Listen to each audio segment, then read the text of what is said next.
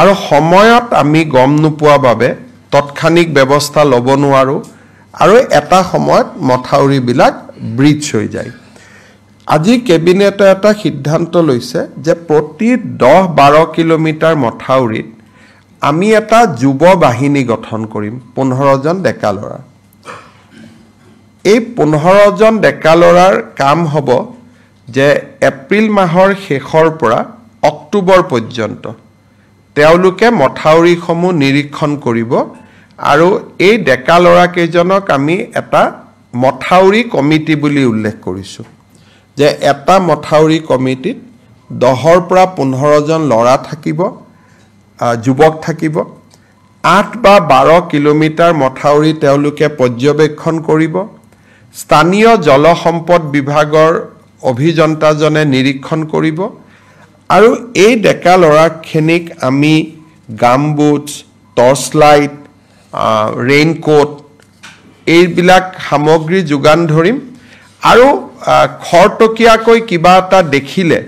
যাতে ফটক কৰি মেৰামতি কৰিব পাৰে তাৰ কাৰণে তেওঁলোকক আমি জিঅ' বেগ কোৰ বিভিন্ন যিবিলাক পৰ্কুপাইন যিবিলাক এমুনেশ্যন যিবিলাক ফ্লাড ফাইটিং মেটেৰিয়েলছ সেইবিলাক আমি দিম আৰু এই গোটেই ব্যৱস্থাটো স্বেচ্ছাসেৱক হ'ব স্বেচ্ছাসেৱী হ'ব অসমৰ বান নিয়ন্ত্ৰণৰ ক্ষেত্ৰত অসমৰ যুৱ শক্তিৰ আমি যাতে সহায় পাওঁ তাৰ কাৰণে এই বিশেষ আঁচনিটো লোৱা হৈছে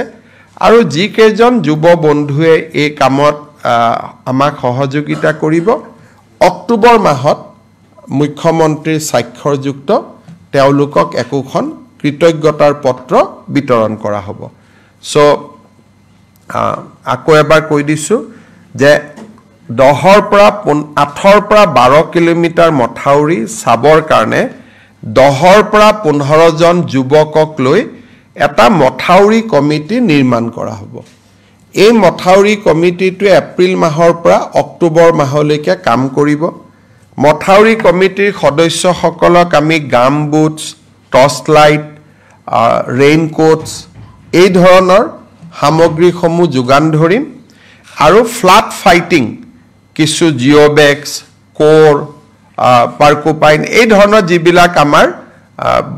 আমি তৎকালে মথাউৰিটো বচাব পাৰো যেতিয়ালৈকে ডিপাৰ্টমেণ্টৰ সুবিধা আহি নপৰে এই সামগ্ৰীবিলাকো আমি তেখেতসকলক দিম আৰু শেষত আমি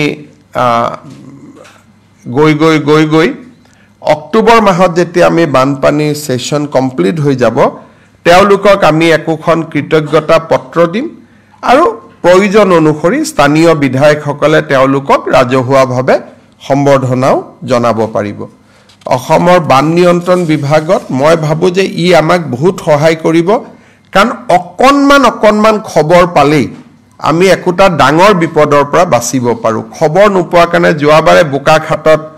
মথাউৰি এটা ভাঙিছিলে কি বংকুৱাল যদি কোনোবাই যদি দুদিন আগত আমাক খবৰ দিলেহেঁতেন মথাউৰিটো নাভাঙিলেহেঁতেন গতিকে সেই ধৰণৰ এইটো এটা ভাল পদক্ষেপ অসম পুলিচক যেনেকে ভিডিপিয়ে যথেষ্ট সহায় কৰে গাঁওৰক্ষী বাহিনীয়ে যেনেকে সহায় কৰে তাৰ অনুৰূপ